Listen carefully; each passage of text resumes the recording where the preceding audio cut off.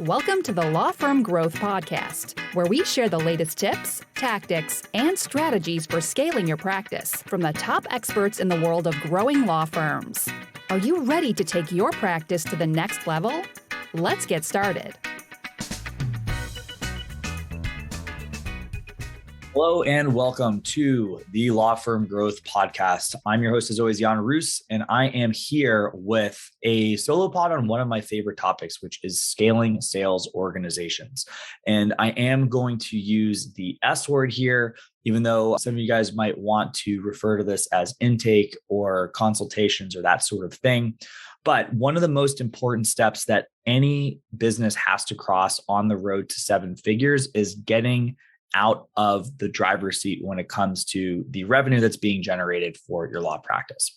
I want to specify too, this is generally a problem that's going to crop up around the high six-figure to low seven-figure in annual revenue mark.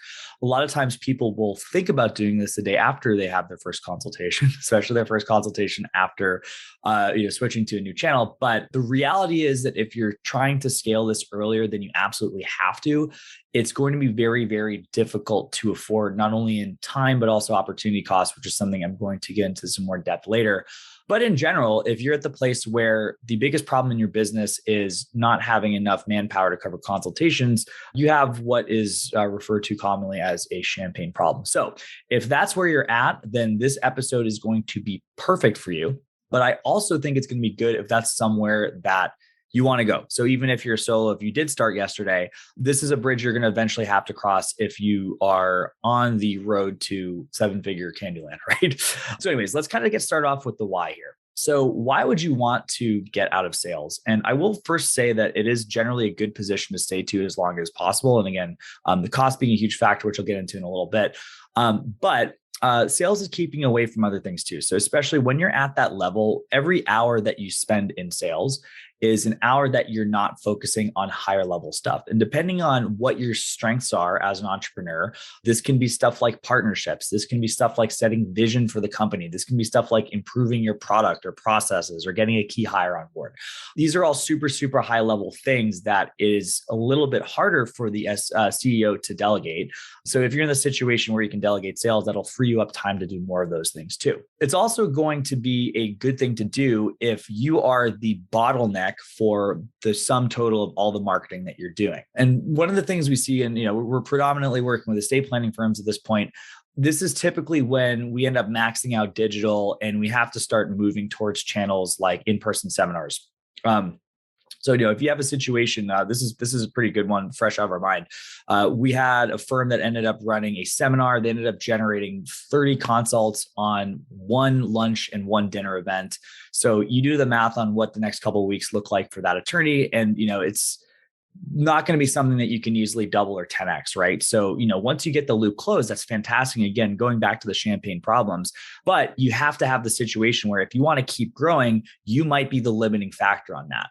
So basically, you're locked in on two levels, really. So your revenue could be capped at the most that you can sustain doing the consultations yourself.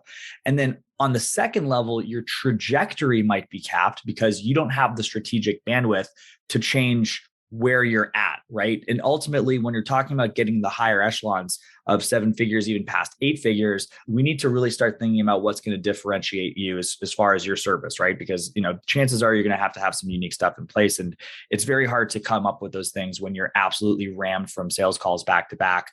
You get the idea, right? And the last reason, again, this shouldn't be the primary directive, but it also doesn't hurt to get out of sales from a lifestyle perspective. I remember when we ended up crossing this bridge a little while ago, the money feels very, very different when you're not the person who collects the check. And I hope it's something that every single person who is invested in growing their practice is going to feel someday. It's just a really, really good place to be. But again, don't make it the primary reason, right? Ultimately, this should be something that you have to do out of need, not out of want. So anyways, let's go ahead and get started. I've got three major things that I want to go over and why this is a difficult bridge to cross for most people, right? So the first thing is that it is very expensive. It's very expensive to delegate sales. And there's two reasons for this.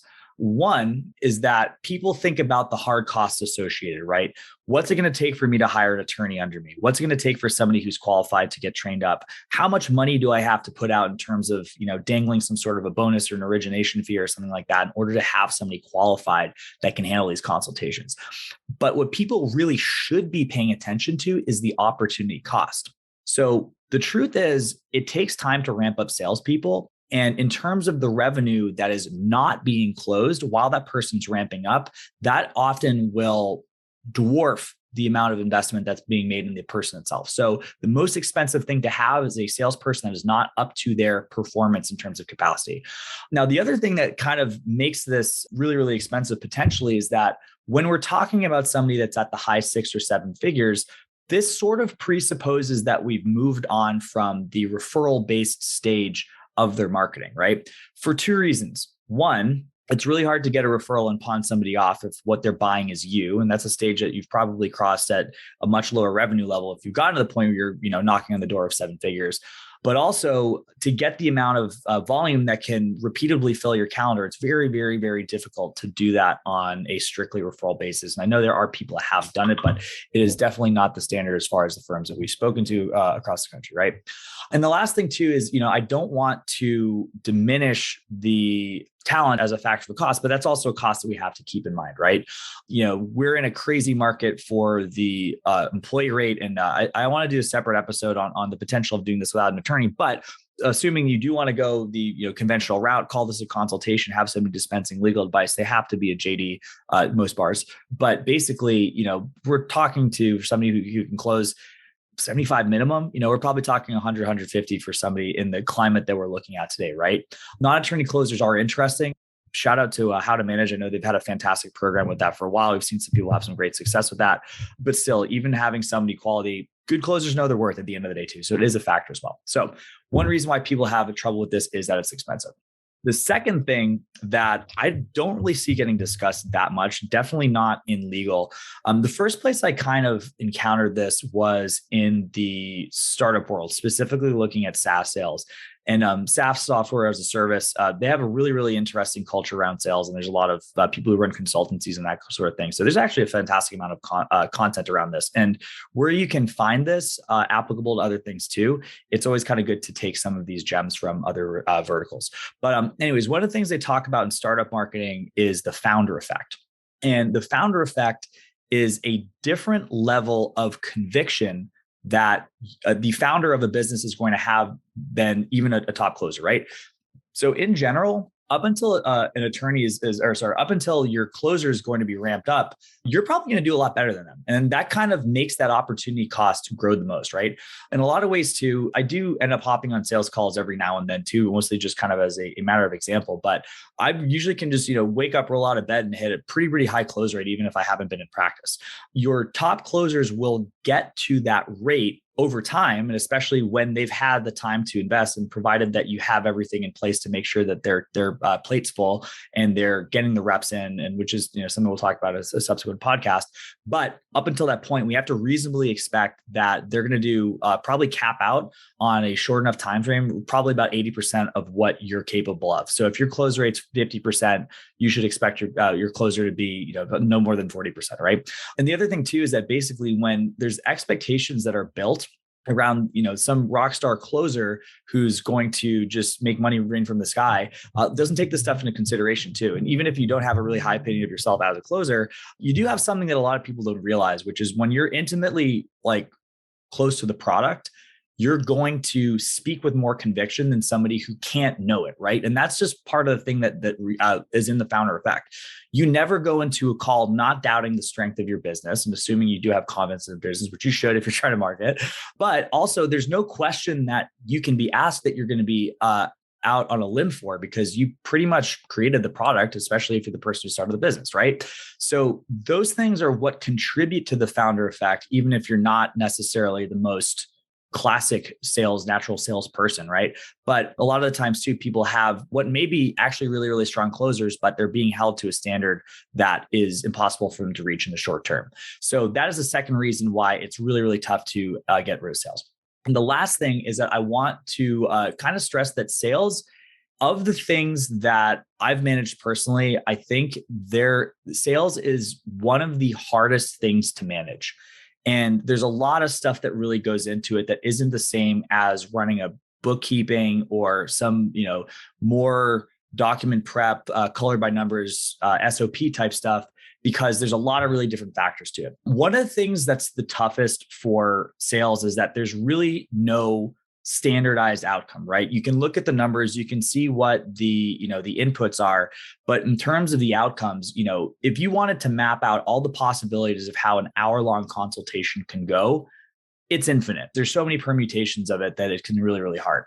So it's really tough too, because basically, you also have ambiguous reasons. Why did you do for this instead of that? Why did you use this close instead of prevent this objection the way before? So the other thing too is that there's really no justification for these things too, which makes it extremely frustrating when you have a situation where the person that you've hired doesn't have a style that is close to your style.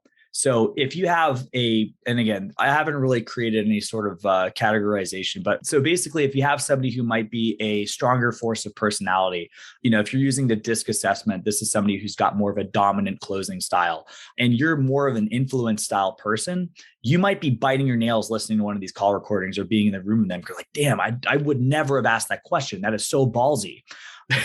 But on the flip side, you could be on the other way too, and then just not really understand why people are doing it. So, and then, ultimately the advice, which is really, really tough to do unless you have a deep understanding of where things are at.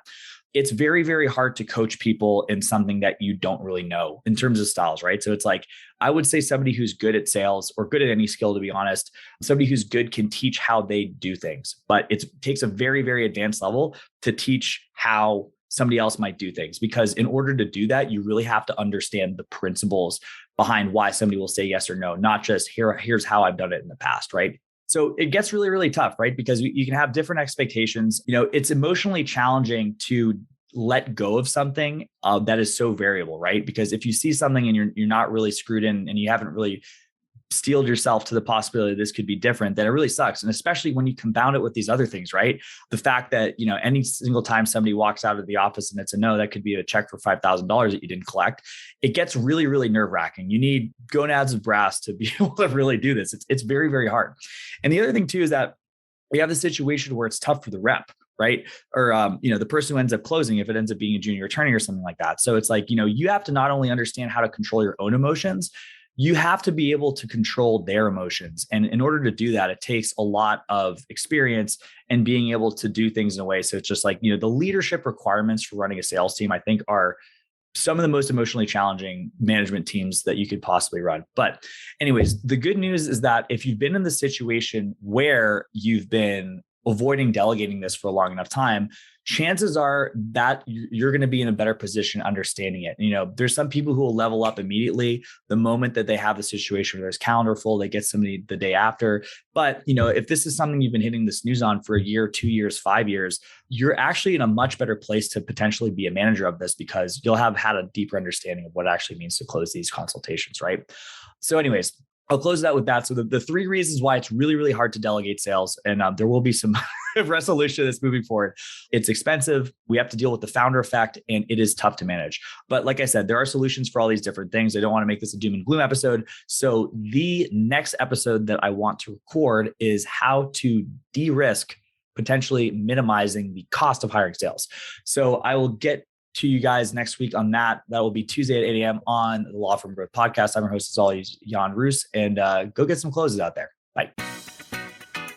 Thank you for listening to the Law Firm Growth Podcast. For show notes, free resources, and more, head on over to casefuel.com/podcast. Looking forward to catching up on the next episode.